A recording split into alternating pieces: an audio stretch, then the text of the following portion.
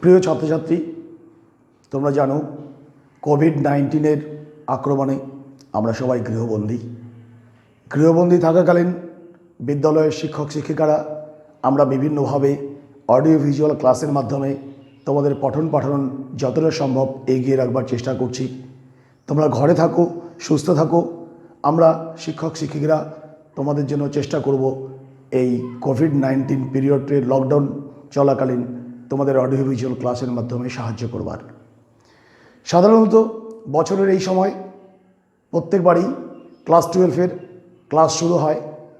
এবছর class 12-এর class এখনও শুরু করা সম্ভব হয়নি, কিন্তু তোমরা যাতে পিছিয়ে না থাকো সেই জন্য আমরা সবাই শিক্ষক শিক্ষিকারা চেষ্টা করছি তোমাদের যতটুকু সম্ভব সাহায্য করবার। আমার নাম সুদীপ্ত কুমার সিংহ রায়, প্রধান শিক্ষক, ইন্দ্রনারায়ণপুর কলোনি উচ্চ বিদ্যালয়। আমার বিষয় ইংরেজি। আজকে আমি তোমাদের সামনে পৃথিবী বিখ্যাত কবি উইলিয়াম শেক্সপিয়ারের সনেট 18 নম্বর sonnet shall I compare thee to a summer's day আলোচনা করার চেষ্টা করব। তোমরা অনেকেই হয়তো জানো উইলিয়াম শেক্সপিয়ার পৃথিবীর সবথেকে গুরুত্বপূর্ণ একজন কবি তথা নাট্যকার। তার লেখনীতে অজস্র ভালো ভালো নাটক, ম্যাকবেথ, হ্যামলেট, ওথেলো এগুলো বেরিয়েছে। মোট 37খানা নাটক তিনি রচনা করেছেন জীবৎকালে, আর 154টি সনেট তিনি লিখেছেন। এছাড়াও অজস্র কবিতা, যে কবিতাগুলো গ্রেট পোয়েমস নামে পরিচিত, তিনি রচনা করেছেন। এই 154টি সনেটের মধ্যে 126টি সনেট কবি রচনা করেছেন তার এক প্রিয় বন্ধুর উদ্দেশ্যে। বন্ধু তার সমবয়সী নয়, কিন্তু বন্ধুর অতীব সৌন্দর্য কবিকে ভীষণভাবে ইমপ্রেসড করেছিল, ভীষণভাবে মুগ্ধ করেছিল। কবি এতটাই অনুপ্রাণিত, এতটাই মুগ্ধ হয়েছিলেন যে বারবার তিনি ভয় পাচ্ছিলেন যে বন্ধুর এই সৌন্দর্য একদিন না প্রকৃতির ডাকে, প্রকৃতির অন্যান্য সমগ্র বস্তুর মতোই নিঃশেষ হয়ে যায়। তাই তিনি ঠিক করেন যে কবির সৌন্দর্য তিনি তার বন্ধুর সৌন্দর্য তিনি এই কবিতার মাধ্যমে তুলে ধরবেন। এখানে উল্লেখ্য কবির বন্ধু কে? বিভিন্ন ক্রিটিকরা তাদের বিভিন্ন জায়গায় বিভিন্নভাবে এই বন্ধুর নাম উল্লেখ করেছেন। কেউ বলেছেন যে কবির এই বন্ধু ছিলেন আর্ল অফ সাদাম্পটন, কেউ বা বলেছিলেন যে কবির বন্ধুর নাম ছিল আর্ল অফ পেমব্রোক। যাই হোক, নির্দিষ্ট করে কবি বলে যাননি তার বন্ধু কে ছিলেন। এখানে সেই বন্ধুর সৌন্দর্য নিয়ে এক অসাধারণ কবিতা কবি ফুটিয়ে তুলবার চেষ্টা করেছেন। প্রসঙ্গত জানিয়ে রাখি তোমাদের যে কবির 126টা সনেট ছিল এই বন্ধুকে উদ্দেশ্য করে লেখা, বাকি 28টা সনেট ছিল এক ডার্ক লেডিকে উদ্দেশ্য করে লেখা। যে ডার্ক লেডিকে কবি ভীষণ ভালোবাসতেন, কিন্তু ডার্ক লেডি তাকে বিভিন্নভাবে জীবনে বিট্রে করেছিল, বিশ্বাসঘাতকতা করেছিল। যাই হোক, আমাদের আলোচ্য সনেট কবির প্রথম পর্যায়ের 126টি সনেটের মধ্যে 18 নম্বর sonnet shall I compare thee to a summer's day. আমি কি তোমায় গ্রীষ্মের দিনের সঙ্গে তুলনা করতে পারি? এখানে উল্লেখ করা যেতে পারে কবি তার কোনো সনেটেরই নামই ঠিক করে যাননি। তিনি সনেটের নাম সনেট 1, সনেট 2, সনেট 3 এইভাবে সনেট 154 পর্যন্ত লিখে গেছেন। কিন্তু আমাদের আলোচ্য কবিতায় কবিতাটির প্রথম লাইন, সনেটের প্রথম line shall I compare thee to a summer's day, এটাকেই টাইটেল হিসাবে বেছে নেওয়া হয়েছে। এবং গোটা কবিতাটা যখন আমরা পড়ব তখন আমরা বুঝতে পারবো যে এই টাইটেলটি অত্যন্ত উপযুক্ত, এটা সুইটেবল টাইটেল বলেই বিবেচিত। শুরু করি তোমাদের জন্য shall I compare thee to a summer's day. কবি প্রথম লাইনেই বলছেন shall I compare thee to a summer's day.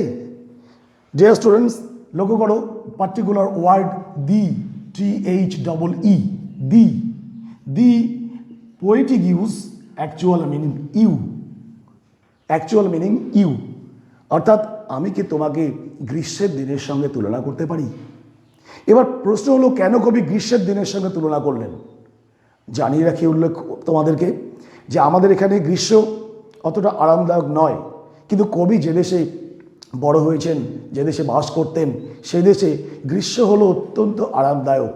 সেটা শীতপ্রধান দেশ।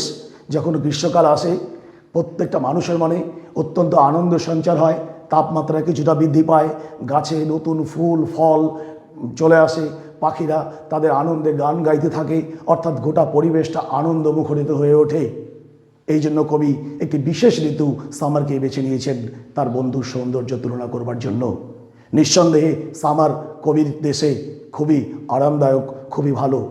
কবি এখানে তাই বলেছেন, sir I compare thee to a summer's day, আমি কি তোমায় গ্রীষ্মের দিনের সঙ্গে তুলনা করতে পারি? কিন্তু উত্তর দেবার মতো কেউ নেই। কবি নিজেই পরের লাইনে উত্তর দিয়েছেন, বলছেন, thou art more lovely and more temperate. Particular word thou, THOU, দাউ, দাউ ইউজ করা হয়েছে। এটাও পোয়েটিক ইউজ। ইওর, ইওর শব্দটাকে বোঝাবার জন্য দাউ ইউজ করা হয়েছে। আর art, ART, particular word art. Art মানে আমরা সাধারণভাবে যেটা জানি, আর্ট মানে শিল্প সাহিত্য, এখানে কিন্তু এই অর্থে কবি ব্যবহার করেননি। আর্ট কথাটাকে কবি ভার্ব হিসাবে ইউজ করেছেন, ARE। আর পোয়েটিক ইউজ দাউ আর্ট, যার অর্থ হলো you are, you are more lovely and more temperate. কবি নিজেই বলছেন যে তুমি হও আরও সুন্দর, আরও শান্ত, আরও সংযত। প্রত্যেকে তোমরা লক্ষ্য করে দেখবে এই ওয়ার্ডটা টেম্পারেট, TEMPERATE, টেম্পারেট কথাটা কবি কোয়াইট এই অর্থে ব্যবহার করার চেষ্টা করেছেন, শান্ত। আরও যদি তোমাদের আমি বলি, বাংলায় যদি এটাকে লেখার চেষ্টা করি তাহলে হবে সংযত। আরও একটা ওয়ার্ড ইউজ করতে পারি, পরিমিত। কবি এতগুলো শব্দ ব্যবহার করার জন্য এই পার্টিকুলার একটি ওয়ার্ড ইউজ করেছেন, টেম্পারেট। কবি বলছেন তুমি হও আরও টেম্পারেট, আরও কোয়াইট, আরও শান্ত, আরও সংযত। অর্থাৎ গ্রীষ্মের চেয়ে তুমি আরও সুন্দর, আরও সংযত। পরের লাইনে কবি আরও ব্যাখ্যা দিয়ে বলছেন যে গ্রীষ্মের কিছু শর্টফল রয়েছে, গ্রীষ্মের কিছু ত্রুটি রয়েছে। সেই ত্রুটিগুলো কি? Rough winds do shake the darling birds of May. Rough winds, রুক্ষ বাতাস, মে মাসের সুন্দর ফুলের কুড়িগুলোকে নাড়িয়ে দেয়, ফুলের কুড়িগুলোকে ফেলে দেয়। ডু শেক, এই ওয়ার্ডটা দেখো তোমরা, ডু শেক, ডু শেক কথাটাকে ব্যবহার করা হয়েছে মেঘ ফল এই অর্থে ব্যবহার করবার জন্য। মেঘ ফল মানে পড়ে যাওয়া। Rough winds do shake the darling birds of May, রুক্ষ বাতাস মে মাসের সুন্দর ফুলের কুড়িগুলোকে ফেলে দেয়। পার্টিকুলার ডু ওয়ার্ড, ডু ওয়ার্ডটা ইউজ করা হয়েছে কোনো ভার্বের আগে যখন ডু ইউজ করা হয় তখন সেটা প্রশ্নবোধকের জন্য নয়, সেটাকে ভার্বটাকে জোর দিয়ে বোঝাবার জন্য, ভার্বটাকে এমফাসাইজ করবার জন্য ডু ইউজ করা হয়। এখানে ডু শেক ইউজ করা হয়েছে যে হ্যাঁ অতি অবশ্যই, অতি অবশ্যই মে মাসের সুন্দর ফুলের কুড়িগুলিকে রুক্ষ বাতাস ফেলে দেয়, ঝাঁকুনি দেয়, নাড়া দেয়, নাড়িয়ে দিয়ে ফেলে দেয়। এবং সর্বোপরি and summer's lease hath all too short a date, সর্বোপরি গ্রীষ্মের স্থায়িত্ব হয় খুবই অল্পকালীন। পার্টিকুলার এই ওয়ার্ডটা লক্ষ্য করে দেখো তোমরা, লিজ, লিজ কথাটা ব্যবহার করা হয়েছে, LEASE, লিজ। লিজ কথাটা ব্যবহার করা হয়েছে ডিউরেশন বোঝানোর জন্য, DURATION, ডিউরেশন, স্থায়িত্ব। ডিউরেশন বা স্থায়িত্ব বোঝানোর জন্য এই শব্দটা ব্যবহার করা হয়েছে। And summer's lease hath all too short a date, গ্রীষ্মের স্থায়িত্ব খুবই অল্পকাল স্থায়ী হয়। প্রথম চারটে লাইনে আমরা দেখতে পেলাম কবি প্রশ্ন করছেন তার বন্ধুকে যে shall I compare thee to a summer's day, আমি কি তোমায় কোনো গ্রীষ্মের দিনের সঙ্গে তুলনা করতে পারি? পরের লাইনে কবি নিজেই উত্তর দিচ্ছেন যে না, তুলনা করতে পারি না, কেননা গ্রীষ্মের কিছু ত্রুটি রয়েছে, সেই ত্রুটিগুলোর জন্য গ্রীষ্মের চাইতে তুমি অনেক ভালো। কিভাবে বলছেন কবি?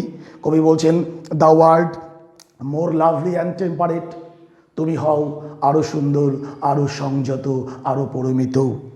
Rough winds do shake the darling birds of May, রুক্ষ বাতাস মে মাসের সুন্দর ফুলের কুড়িগুলোকে ঝাঁকুনি দিয়ে ফেলে দেয়।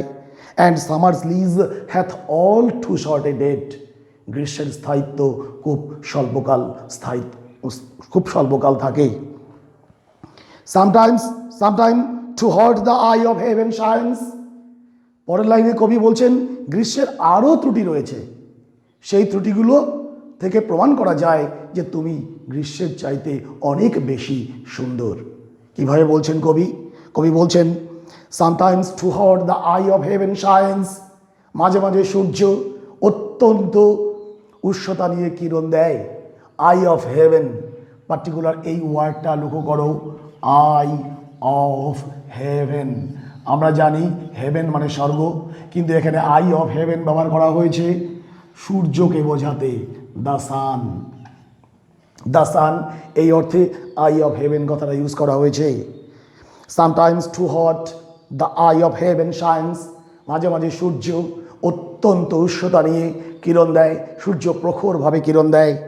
And often is his gold complexion dimmed, এবং প্রায়শই দেখা যায় যে তার সোনালি চেহারা বিবর্ণ হয়ে যায়। কমপ্লেক্সন এই ওয়ার্ডটা ব্যবহার করা হয়েছে, কমপ্লেক্সন ওয়ার্ডটা ব্যবহার করা হয়েছে অ্যাপিয়ারেন্স বা চেহারা বোঝানোর জন্য, অ্যাপিয়ারেন্স। আর আরেকটা ওয়ার্ড ওই লাইনে তোমরা লক্ষ্য করো আছে DIMMED, deemed.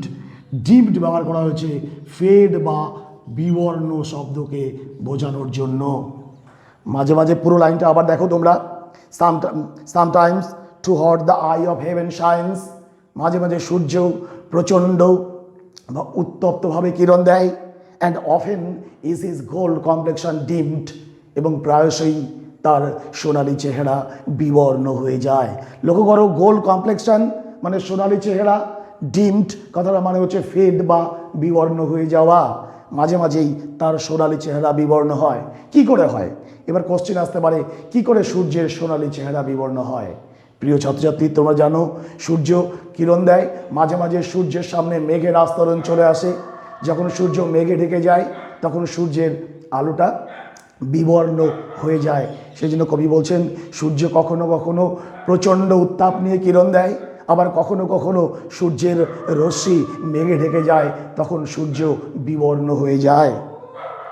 And every fair from fair sometime declines, প্রত্যেকটা সুন্দর বস্তু কোনো না কোনো সময় নষ্ট হয়ে যায়।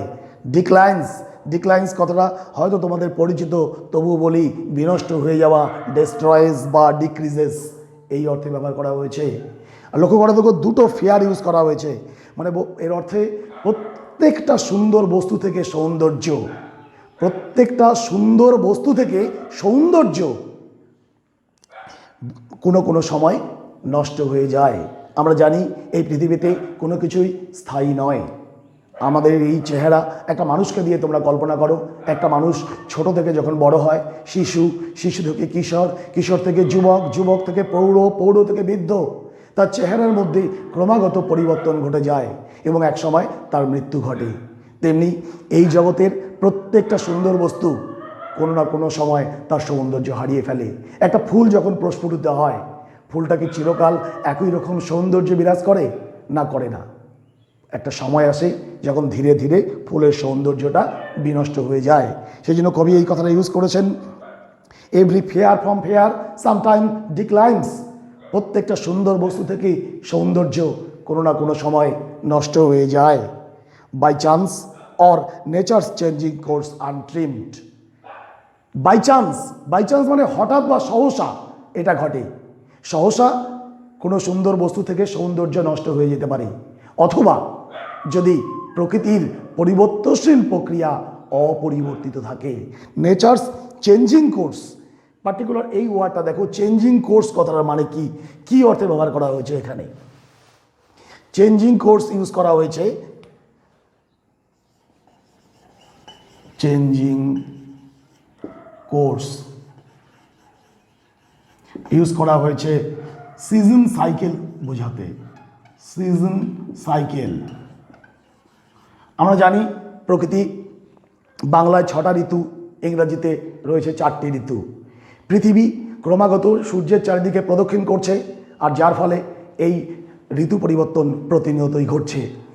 আর এই ঋতু পরিবর্তন ঘটছে বলেই প্রকৃতির প্রত্যেকটা জিনিসের মধ্যে পরিবর্তন ধীরে ধীরে ধীরে ধীরে আমরা লক্ষ্য করি। তাই কবি বলছেন, যদি প্রকৃতির প্রত্যেকটা সুন্দর বস্তু থেকে সৌন্দর্য হারাবে সহসা হতে পারে, অথবা যদি প্রকৃতির পরিবর্তনশীল প্রক্রিয়া অপরিবর্তিত থাকে। সেকেন্ড প্যারাগ্রাফটা আরেকবার তোমাদের সুবিধার জন্য পড়িয়ে দেওয়ার চেষ্টা করছি। Sometime throughout the eye of heaven shines, মাঝে মাঝে সূর্য অত্যন্ত উষ্ণভাবে রুক্ষভাবে প্রচণ্ড উত্তাপ নিয়ে কিরণ দেয়। And often is his gold complexion deemed, প্রায়শই তার সোনালি চেহারা বিবর্ণ হয়ে যায়। And every fair from fair sometime declines, প্রত্যেকটা সুন্দর বস্তু থেকে সৌন্দর্য কোনো না কোনো সময় বিবর্ণ হয়ে যায়, নষ্ট হয়ে যায় বাই চান্স। সেটা সহসা করতে পারে, or nature's changing course untrimmed, যদি প্রকৃতির পরিবর্তনশীল প্রক্রিয়া অপরিবর্তিত থাকে তবেই এই ঘটনাটা ঘটতে পারে। অর্থাৎ নেচার্স সিজন সাইকেল যদি চলতে থাকে তাহলে প্রত্যেকটা সুন্দর বস্তু থেকে সৌন্দর্য কোনো না কোনো সময়ে বিবর্ণ হবেই, নষ্ট হবেই। থার্ড প্যারাগ্রাফে কবি বলছেন, but thy eternal summer shall not fade. Thy, এই ওয়ার্ডটাও poetic use, THY, thy, thy মানে your. But thy eternal summer, কিন্তু তোমার চির সামার, এখানে সামার কি অর্থে ব্যবহার করা হয়েছে? আগে লক্ষ্য করা দেখো, সামার কথাটা আমরা পেয়েছি একটি পার্টিকুলার সিজন বোঝাতে। দেখো কবিতার শিরোনামেই ছিল সামার্স ডে, তার মানে একটা ঋতুর দিন, গ্রীষ্ম ঋতুর দিন। কিন্তু এখানে সামার কথাটাকে ঋতু বোঝাতে ব্যবহার করা হয়নি। তোমরা সবাই আরেকবার লাইনটা লক্ষ্য করো, but thy eternal summer shall not fade. এখানে সামার কথাটা ব্যবহার করা হয়েছে বিউটি বোঝাতে, সৌন্দর্য, এই কথাটাকে বোঝানোর জন্য সামার কথাটা ইউজ করা হয়েছে। বলা হয়েছে তোমার চিরন্তন সৌন্দর্য কখনো বিবর্ণ হবে না। কবি আগের লাইনেই বললেন, প্রথমে বললেন যে আমি কি তোমায় গ্রীষ্মের দিনের সঙ্গে তুলনা করতে পারি। পরবর্তী লাইনগুলোতে তিনি ব্যাখ্যা করে দিয়েছেন, না পারি না, কেননা গ্রীষ্মের অনেক ত্রুটি বা শর্টফল রয়েছে। এই ত্রুটিগুলো কি কি কবি একটার পর একটা ব্যাখ্যা করলেন। থার্ড প্যারাগ্রাফে এসে কবি বললেন যে but thy eternal summer shall not fade, তোমার চির সৌন্দর্য কখনো বিবর্ণ হবে না। Nor lose possession of that fair thou owest, অথবা তোমার মধ্যে যে সৌন্দর্য রয়েছে সেটা কখনো নষ্ট হবে না। তোমার সৌন্দর্যের অধিকার তুমি কখনোই হারাবে না। তোমার যে সৌন্দর্য তার অধিকার তুমি কখনো হারাবে না। লক্ষ্য করে দেখো, একটি অ্যাপোস্ট্রফি OW'ST দেওয়া আছে, OW'ST। এর অর্থ হচ্ছে তোমার নিজস্ব, ওন, অথবা তুমি যেটা পজেস করো, তোমার যেটা রয়েছে সেই তোমার যেটা রয়েছে সেটা কখনো বিনষ্ট হবে না। অর্থাৎ তোমার চির সৌন্দর্য চিরকাল একই রকম সুন্দর থাকবে। নর শ্যাল ডেথ ব্র্যাক দাউ ওয়ান্ডারেস্ট ইন হিজ শেড। আগে ব্র্যাক কথাটা আমরা জেনে নেই। ব্র্যাক, BRAG, ব্র্যাক। ব্র্যাক কথাটা মানে হচ্ছে BRAG, ব্র্যাক মানে বি প্রাউড অফ, গর্বিত হওয়া, গর্বিত হওয়া। আর একটা ওয়ার্ড রয়েছে দেখো, ওয়ান্ডার, WANDER, তার সঙ্গে EST আছে। এই ওয়ান্ডার মানে হচ্ছে ট্রাভেল, TRAVEL। আর তোমরা যে ওয়ান্ডারের সঙ্গে পরিচিত, WONDER, এই ওয়ান্ডার এর মানে বিস্ময় বা সারপ্রাইজ। এখানে দ্বিতীয় ওয়ান্ডারটা ব্যবহার করা হয়নি, এখানে ব্যবহার করা হয়েছে WANDER, wonder. That means travel করা, দ্যাট মিনস ভ্রমণ করা। পুরো লাইনটার মানে কি, নর শ্যাল ডেথ ব্র্যাক দাউ ওয়ান্ডারেস্ট ইন হিজ শেড, মৃত্যু কখনো তার ছায়ায় তোমাকে নিয়ে যেতে গর্বিত হবে না। আমরা জানি জন্মালে সবার মৃত্যু ঘটবেই, এই পৃথিবীতে অমর কেউ নয়, সবাইকে মৃত্যু ঘটবে। কিন্তু কবি বলছেন, তার বন্ধুকে বলছেন, না, তোমার মৃত্যু ঘটবে না, মৃত্যু তোমাকে তার ছায়ায় নিয়ে যেতে কখনোই গর্বিত হবে না। কেন বললেন কবি? একটু আগেই কবি বললেন যে এই জগতে প্রত্যেকটা বস্তু মরণশীল, প্রকৃতির পরিবর্তনশীল প্রক্রিয়া যদি অপরিবর্তিত থাকে তাহলে জগতের প্রত্যেকটা বস্তু মধ্যে বিনষ্ট হবেই। আবার কবি নিজেই নিজের কথা থেকে সরে এসে বলছেন যে না, তোমার কখনো মৃত্যু ঘটবে না, মৃত্যু তোমাকে তার ছায়ায় নিয়ে যেতে কখনোই গর্বিত হবে না। কেন বললেন কবি? তার ব্যাখ্যা তিনি নিজেই দিয়েছেন। কি বলছেন? কবি বলছেন, when in eternal lines of time thou growest, grow মানে বেড়ে ওঠা, যখন সময়ের চিরন্তন সারিতে তুমি ক্রমাগত বেড়ে উঠবে, অর্থাৎ সময় চলার সঙ্গে সঙ্গে তোমার সৌন্দর্যেরও বিকাশ ঘটবে, তোমার কখনো মৃত্যু ঘটবে না। কি করে সম্ভব সেটা? লাস্ট টু লাইন্স, যেটা শেক্সপিয়ারিয়ান সনেটসের অত্যন্ত বৈশিষ্ট্য, যে তিনি ইউজ করবেন 4-4-4-2 সনেটকে এভাবে তিনি ভাগ করেন, 4 লাইন 4 লাইন 4 লাইন এবং লাস্টে 2 লাইন। এই 2 লাইন বা এই কাপলেটে তিনি উপসংহার টেনে দেন যে কি করে এই ঘটনাটা তিনি এত জোর দিয়ে বলছেন যে তার বন্ধুর মৃত্যু কখনো ঘটবে না। তিনি বলছেন last 2 লাইনসে, so long as men can breathe or eyes can see, so long lives this and this gives lives to thee. যতদিন এই পৃথিবীতে মানুষ শ্বাস নেবে অথবা তাদের চোখ দেখতে পাবে, ততদিন পর্যন্ত আমার এই কবিতাটা বেঁচে থাকবে এবং আমার কবিতাই তোমায় জীবন দান করবে। কি অসাধারণ বর্ণনা কবি উইলিয়াম শেক্সপিয়ারের! কবি বিশ্বাস করতেন যে তার কবিতা, তার এই সনেট কালজয়ী হবে, তিনি থাকবেন না, কিন্তু তারপর বহু বছর পর্যন্ত মানুষ তার কবিতা পড়বে।